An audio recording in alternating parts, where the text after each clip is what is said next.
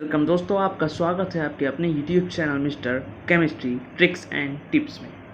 नाम का है भाई ट्रिक्स और टिप्स, लेकिन मैं बताता रहता हूँ अपने हर वीडियो में जहाँ पे किसी ट्रिक की ज़रूरत पड़ती है। ट्रिक और टिप की ज़रूरत वैसे जनरली पड़ती कहाँ है ये जानना पहले इम्पॉर्टेंट है। ट्रिक और टिप ये दो वर्ड जो हमारे आते हैं ये जुड़े हुए हैं कॉम्पिटिटिव एग्ज़ाम के हिस्ट्री से, क्योंकि कॉम्पिटिटिव एग्ज़ाम्स में आपको अगर आप नीट की तैयारी कर रहे हो, IIT वाइज के आप IITian हो, IIT की तैयारी कर रहे हो, या फिर आप नेट की तैयारी कर रहे हो, या फिर आप और भी कॉम्पिटिटिव एग्ज़ाम्स जैसे कुछ हुए, टेट हुए, जेम्स हुए, इन सब की तैयारी अगर आप कर रहे हो तो वहाँ पे आपको ट्रिक्स की ज़रूरत पड़ती है।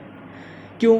क्योंकि अदरवाइज़ अगर आप नीट की तैयारी कर रही हो, जो कि नीट का एग्ज़ाम कंडक्ट होगा इस बार 13 सितंबर का, अगर आपने अभी उसका एडमिट कार्ड नहीं निकाला है तो जाइए आप अपना चेक कर लीजिए, सेंटर कोड वगैरह सब आपका आ चुका है नीट के ऑफिशियल वेबसाइट पर, वहाँ पे आप जाओ। तो बात कर रही थी कि अपनी जो नीट है, अगर आप उसकी तैयारी करते हो भाई, आपको क्योंकि नीट है, चाहे आप बायोलॉजी से अगर आप हो तो भाई नीट में जनरल से 3 सब्जेक्ट आपके पूछे जाएंगे, फिजिक्स, केमिस्ट्री, बायोलॉजी।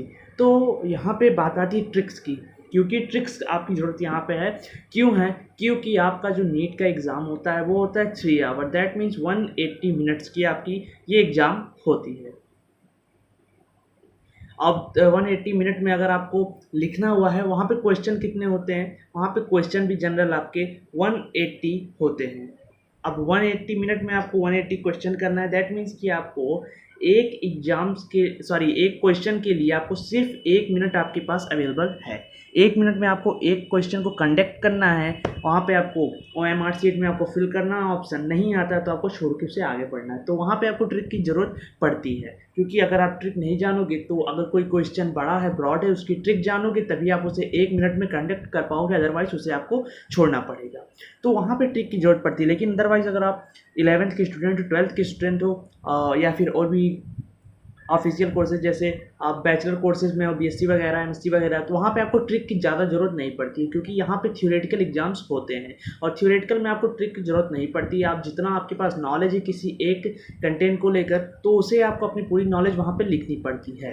तो यहाँ पर ट्रिक्स की उतनी ज़रूरत नहीं है, लेकिन अदरवाइज़ जो वीडियोज़ में ट्रिक रहते हैं, अवेलेबल होते हैं, ट्रिक बन पाते हैं, वहाँ पे मैं आपको बताता रहता हूँ ट्रिक। जैसे हाइब्रिडाइजेशन के वीडियोज़ में मैंने आपको वहाँ का शॉर्ट फार्मूला बताया था, और भी बहुत सारे अपनी वीडियोज़ में मैंने ट्रिक बताया है। तो अभी हम चल रहे थे लेकर अभी तक की बात कि सॉलिड स्टेट का हमारा चल रहा था। अभी तक सॉलिड स्टेट में हमारे जो है 4 एपिसोड कंप्लीट हो गए थे, क्योंकि सॉलिड स्टेट बहुत ब्रॉड है, इसलिए इसे एपिसोड वाइज हैशटैग उसके न्यूमेरिकल्स लगा कर मैं बताता रहता हूँ। तो अभी तक हैशटैग 4th वाला पिछला वीडियोज़ था, वहाँ पे हमने क्या किया था, क्रिस्टलाइन सॉलिड का अपना क्लासिफिकेशन किया था। अब हम बात करेंगे आज के वीडियो में किसके बारे में, क्रिस्टल लैटिस और यूनिट सेल के बारे में। अभी तक हम लेके चल रहे थे अपने पूरे घर को, अब हम लेके चलेंगे उसके रूम को, और रूम किससे बना होता है, ईंटों से। अब हम ईंटों की बात करेंगे और रूम की बात करेंगे।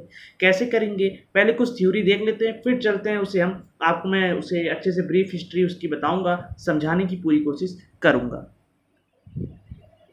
तो दोस्तों आज को आपने देखा होगा इस वाले पे कि हमारा, देखिए ध्यान से, यहाँ पे हमें दिख रहा है अपना आज का हमारा जो एपिसोड है वो है हैशटैग 5 सॉलिड स्टेट का। कौन सा चैप्टर है आज का, है crystal lattice and unit cell. तो crystal lattice and unit cell की बात आज होगी। तो पहले हमने ये जान लिया अच्छे से कि क्रिस्टलाइन सॉलिड का एक स्पेशल फीचर क्या होता है। तो यहाँ लिखा हुआ अभी स्टेटमेंट में, the characteristics feature of crystalline solid is regular and repeating. यहाँ पे 2 टर्म यूज हुए हैं, रेगुलर और repeating, arrangement of constituent particles in their available space. In terms को अगर आप सही से बैठाते हो तो इसका मतलब भी आपको क्लियर हो जाएगा। इसका मतलब यही क्लियर हो रहा है कि क्रिस्टलाइन सॉलिड का एक स्पेशल कैरेक्टरिस्टिक फीचर ये है कि उसके कॉन्स्टिट्यूएंट पार्टिकल्स जो होते हैं वो अपने अवेलेबल स्पेस में एक रेगुलर और रिपीटिंग अरेंजमेंट आपको दिखाते हैं। इसे मैंने बता दिया था कि रेगुलर और रिपीटिंग अरेंजमेंट क्या होता है, फिर से अभी एक बार रिवाइज कर दूंगा आपको बोर्ड पर। तो ये तो हम जान रहे थे भाई, क्योंकि क्रिस्टलाइन सॉलिड में हमने ये पढ़ लिया था। अब इसके बाद हम ये देखते हैं अपना कि क्रिस्टल लैटिस ये क्या होता है, प्लस यूनिट सेल क्या होता है। तो चलते हैं अगले पेज पर। तो अब हम जानेंगे कि अपना क्रिस्टल लैटिस क्या होता है। तो देखते हैं क्रिस्टल लैटिस का जो हमारा स्टेटमेंट है वो क्या है। तो यहाँ पे देखिए साफ साफ लिखा हुआ है, the regular 3 dimensional arrangement of constituent particles in a crystal is known as crystal lattice. यहाँ पे दिख रहा है आपको अच्छे से, फिर से एक बार रिवाइज करता हूँ। The regular 3 dimensional arrangement of constituent particle is in a crystal is known as crystal lattice. अब इसका मतलब क्या है, जो हमारा ये क्रिस्टल लैटिस आ गया, अब इसका मतलब क्या बनता है।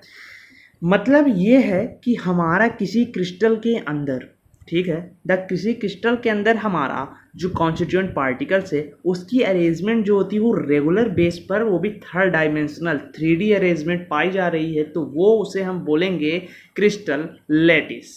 ये है हमारा रूम, ठीक है, क्रिस्टल हो गया होम और क्रिस्टल लैटिस रूम है। और फिर देख लो एक बार यूनिट सेल, तब चलते हैं अपने बोर्ड पर। यूनिट सेल पर देखते हैं, ध्यान देते हैं। The smallest part of the crystal lattice is known as unit cell. मतलब हमारा जो क्रिस्टल हमने देख लिया, क्रिस्टल के अंदर क्या मिला, क्रिस्टल लैटिस। अब क्रिस्टल लैटिस के अंदर जो उसका सबसे स्मॉलेस्ट, सबसे छोटा पार्ट होगा उसे हम यूनिट सेल बोलेंगे। अदरवाइज इससे आप डिफाइन कर सकते हो कि the smallest unit of the crystal lattice is known as unit cell. Unit cell मतलब सबसे छोटा यूनिट जिससे मिलकर हमारा क्रिस्टल लैटिस बनता है, उसे हम यूनिट सेल कहते हैं। इतना क्लियर हो गया थ्योरी वाइज। चलो अब चलते हैं अपने बोर्ड पर, वहां समझते हैं प्रैक्टिकली कि ये सब होते क्या है। तो अब तक तो हमने क्या थ्योरेटिकल में पढ़ लिया, दोनों में देखा है ना अभी क्या, क्रिस्टल लैटिस और यूनिट सेल। अब देखते हैं इसको एक्सप्लेनेशन के लिए कुछ एग्जांपल लेते हैं इन दोनों को। तो यहाँ पे 3 टर्म यूज हुए हमारे, कौन कौन से। पहला टर्म यूज हुआ क्रिस्टल, पहला टर्म। दूसरा टर्म यूज हुआ हमारा क्रिस्टल लैटिस। उसके बाद तीसरा टर्म यूज हुआ हमारा यूनिट सेल। 3 टर्म आए हमारे। अब तीनों को हम दूसरा कुछ समझते हैं, समझने के लिए सिर्फ एक्सप्लेनेशन के लिए इसके एग्जांपल यूज करते हैं। अब क्रिस्टल को आप समझ लो आपका घर, जिसमें अभी आप बैठे हो, जिसमें हो अभी आप घर आपका। क्रिस्टल लैटिस को समझ लो रूम, जिसमें बैठ के आप ये वीडियो को देख रहे हो या जिसमें मैं वीडियो को शूट कर रहा हूँ। और यूनिट सेल को आप समझ लो क्या, ईंटें, ठीक है, ईंट, ब्रिक समझ लो आप, ब्रिक्स है ये, ठीक है। तो ये तो आप समझ लो 3 चीजें। क्रिस्टल मतलब होम हो गया, क्रिस्टल लैटिस आपका रूम हो गया, और यूनिट सेल आपका ब्रिक्स हो गया, ईंट हो गया, जिनसे आपका रूम बना हुआ है। समझने के लिए समझते हैं कि इन तीनों का समझ क्या है। सॉरी, कंफ्यूज मत होना, ये मतलब है कि समझने के लिए हम इसको ये क्लियर कर रहे हैं कि अब ये तीनों एग्जाम्पल का मतलब क्या है। यहाँ पर हम केमिस्ट्री पढ़ते पढ़ते भाई इंजीनियरिंग में कहाँ चले गए, आर्किटेक्ट में, कि कहाँ होम, रूम, ईंट, पत्थर, बालू, ये सब, तो ठीक है। तो जो हमारा क्रिस्टल है वो होम है। इसका मतलब क्या है समझने के लिए कि अभी पूरे घर हमारा एक, समझ लो आप, क्रिस्टल है। रूम्स जिसमें अभी आप बैठे हो वो क्रिस्टल लैटिस है। क्यों? क्योंकि क्रिस्टल लैटिस के डिफिनेशन में हमने पढ़ा the regular 3 dimensional arrangement of constituent particle in a crystal is known as crystal lattice. Definition के लिए समझो कि आपको रूम जो होता है, आप देखे होंगे आपके घरों में बहुत सारे रूम होंगे और इनका स्ट्रक्चर कोई 1 डायमेंशनल नहीं होगा, ये 3 डायमेंशनल भी होंगे। वर्चुअल लाइफ में हर चीजें 3 डायमेंशनल ही होती हैं। 3 डायमेंशनल रूम है, और इनकी अरेंजमेंट जो है वो रिपीटिंग हो रही है, रेगुलेटरी हो रही है। एक रूम में उसके पीछे दूसरा रूम होगा या बगल में रूम्स होंगे, इसकी रिपीटिंग होती जा रही है बनावट में। तो इसलिए वो हमारा क्या हो गया, क्रिस्टल लैटिस हो गया। तो ये चीजें क्लियर हो गई कि क्रिस्टल लैटिस बड़ा सा घर है, और क्रिस्टल जो हमारा वो बड़ा सा घर है और क्रिस्टल लैटिस उसके रूम है। मतलब कि हमारा जो कॉन्स्टिट्यूएंट पार्टिकल्स की जब अरेंजमेंट होती है, रीअरेंजमेंट होती है रेगुलेटरी बेस पर, वो भी 3 डायमेंशनल, जब वो 3D वर्चुअलिटी में अगर हमारी होती है रीअरेंजमेंट, तो उसे हम बोलते हैं क्रिस्टल लैटिस। अब यूनिट सेल का क्या रोल है भाई, क्या ईंट का मतलब क्या हो गया, तो हमारा रूम ईंटों से मिलकर बना होता है। तो यूनिट सेल का डिफिनेशन क्लियर आ रहा है कि यूनिट सेल को हम ये बोल सकते हैं ना, the smallest part of crystal lattice is known as unit cell, या द स्मॉलेस्ट यूनिट ऑफ, यहाँ नाम में भी इसकी छुपा हुआ है इसका definition, the smallest unit of crystal lattice is known as unit cell. तो ये एग्जांपल के लिए था कि आप समझ सको तीनों का मतलब क्या होता है। ये चीजें हो गई क्लियर। अब इसके बाद हमारा आता है, क्या आता है, इसके बाद एक चीज जो है क्लियर हो रही है कि ये तो हमें पता चल गया। अब भाई यूनिट सेल जो होता है वो हमारा ईंट जो होता है ना, वो रूम को बनाने में अपना कैसा रोल प्ले करता है, किस बेसिस पर वो अपना कैरेक्टर को प्ले करके रूम को बिल्ड करता है, इसे समझते हैं। यूनिट सेल के रोल कैसा वो प्ले करता है क्रिस्टल लैटिस में, इसे देखते हैं। तो यूनिट सेल जो होता है ना वो रोल प्ले करता है, उसके रोल को हम डिसाइड करते हैं किसके अकॉर्डिंग, उसको हम कैरेक्टराइज करते हैं बाय 6 पैरामीटर। 6 पैरामीटर होते हैं यूनिट सेल को कैरेक्टराइज करने के लिए बनाए गए हैं 6 पैरामीटर। वो 3-3 के सेट में है। उसे समझने के लिए हमें क्या बनाना पड़ेगा, क्यूब बनाना पड़ेगा। क्यूब का क्या मतलब है, हमें बनाना पड़ेगा एक यूनिट सेल, आप बोल सकते हो, ठीक है ना। अब हमें एक यूनिट सेल बनाना पड़ेगा। यूनिट सेल बनाते हैं, ईंट अपना बनाते हैं। चलो, ईंट ऐसे ही बनता है जहां तक कि, ठीक है ना। 3rd डायमेंशनल बनाना है, इसीलिए हम बचपन से बनाते हुए आ रहे हैं। डिब्बा ऐसा होता है ईंट हमारा,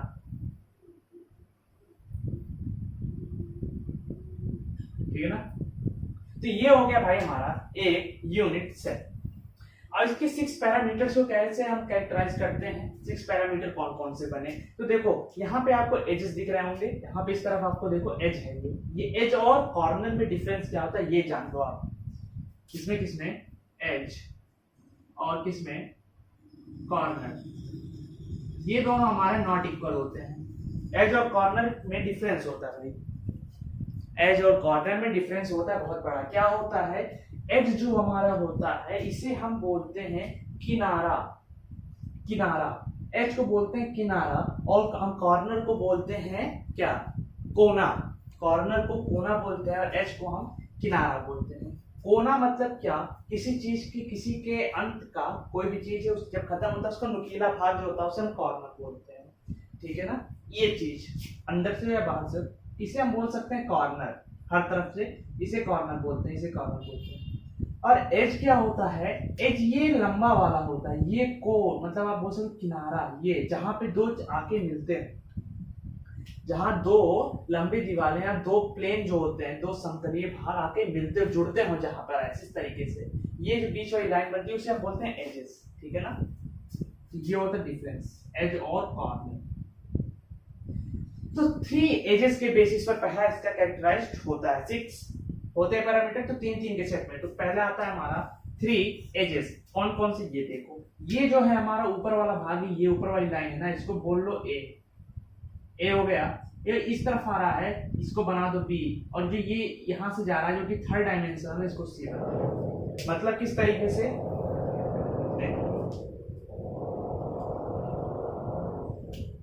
इस तरीके से हमारा ये जो है बना हुआ है ना, इस तरीके से ये। तो ये जो है हमारे इस तरीके से है, ये 3rd डायमेंशनल वाला है, 3D है, ये सी है हमारा जो कि बाहर की तरफ निकला हुआ रहता है इस तरीके से।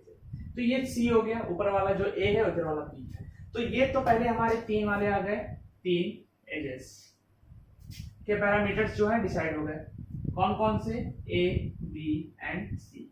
अब एक इसमें कंडीशन लागू हो रही है कि द एजेस मे और may not be perpendicular to each other.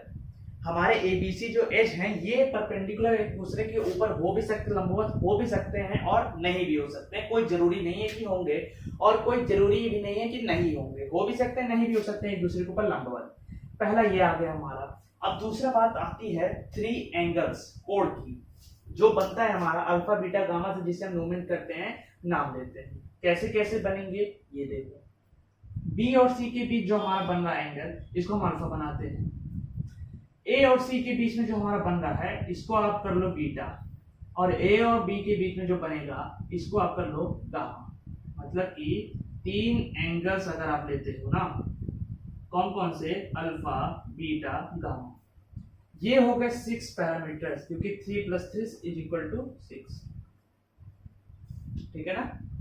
यही थे वो पैरामीटर्स, 3 एंगल और 3 एजेस के ऊपर से ये हमने डिसाइड कर लिया अच्छे से कि यूनिट सेल का क्या रोल होता है किसी क्रिस्टल लैटिस के अंदर।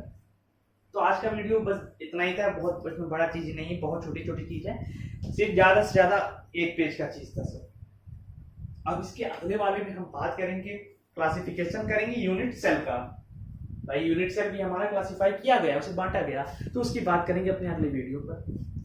तो आज के वीडियो में बस इतना ही। तो अभी तक अगर आपने चैनल को सब्सक्राइब नहीं किया है, सब्सक्राइब जाओ कर लो आसानी से, ज़्यादा दिक्कत नहीं है। सीधे एक बटन दबाना है, बेल आइकन को पुश करके नोटिफिकेशन ऑल पर सेट करना और आपका सब्सक्राइब कंप्लीट हो जाएगा। फिर जाओ नीचे, वीडियो के नीचे थम्स अप वाला जो लाइक का बटन है उसे दबा देना और अपने शेयर करो, लिंक को कॉपी करो, जाओ व्हाट्सएप पे फैलाओ, अपने सर्किल में उसे शेयर करते रहो। चलिए मिलते हैं अपने अगले वीडियो पर।